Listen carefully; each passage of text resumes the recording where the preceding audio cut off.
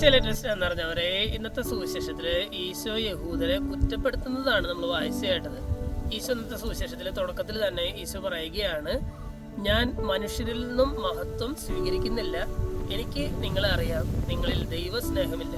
3 വചനങ്ങൾ മാത്രമാണ് നമ്മൾ ഇന്ന് ധ്യാനിക്കാനായിട്ട് എടുക്കുന്നത്.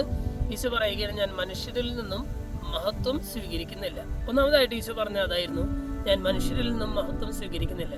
ഈ വചനം കേട്ട് കഴിയുമ്പോൾ നമ്മളൊന്ന് ചിന്തിക്കുന്നത് നല്ലതാണ്. ഈ മനുഷ്യരിൽ നിന്നുള്ള മഹത്വം മാത്രം അന്വേഷിച്ച് നടക്കുന്ന ഒരു ടൈപ്പ് ആൾക്കൂട്ടത്തിലാണോ ഞാൻ പെട്ടിരിക്കുന്നതെന്ന് നമ്മൾ ചിന്തിക്കുന്നത് നല്ലതാണ്.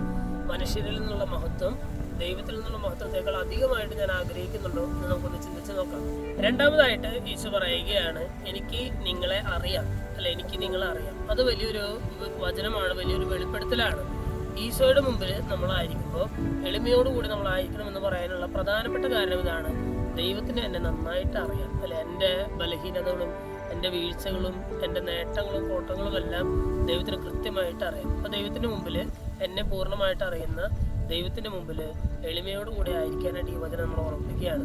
മൂന്നാമതായിട്ട് ഈശോ നമ്മളോട് പറയുകയാണ്, നിങ്ങളിൽ ദൈവസ്നേഹമില്ല. ഇതൊരു വിചിന്തനത്തിന് നമ്മളെ സഹായിക്കേണ്ടതാണ്, ഒരു ആത്മപരിശോധനയ്ക്ക് നമ്മളെ സഹായിക്കുന്ന ഒരു വചനമാണ്. നിങ്ങളിൽ ദൈവസ്നേഹമില്ല. ഇന്ന് യഥാർത്ഥത്തിൽ ഞാൻ ദൈവത്തിൻ്റെ വചനം കേൾക്കുമ്പോൾ, ദൈവത്തോട് പ്രാർത്ഥിക്കുമ്പോൾ യഥാർത്ഥത്തിൽ ദൈവത്തോടുള്ള സ്നേഹത്തെ പ്രതിയാണോ ഞാനിതൊക്കെ ചെയ്യുന്നത്, അതോ എനിക്ക് എന്തെങ്കിലും കിട്ടാൻ വേണ്ടിയിട്ടാണോ ഞാനിത് ചെയ്യുന്നത്? എൻ്റെ ജീവിതത്തിൽ എന്തെങ്കിലും കാര്യസാധ്യത്തിന് വേണ്ടി മാത്രമാണ് ഞാൻ ദൈവ വചനം വായിക്കുന്നത്, ധ്യാനിക്കുന്നത് എന്നുണ്ടെങ്കിൽ ദൈവം പറയുന്ന വചനം നമ്മളെ സംബന്ധിച്ച് കൃത്യമാണ്, നിങ്ങളിൽ ദൈവസ്നേഹമില്ല.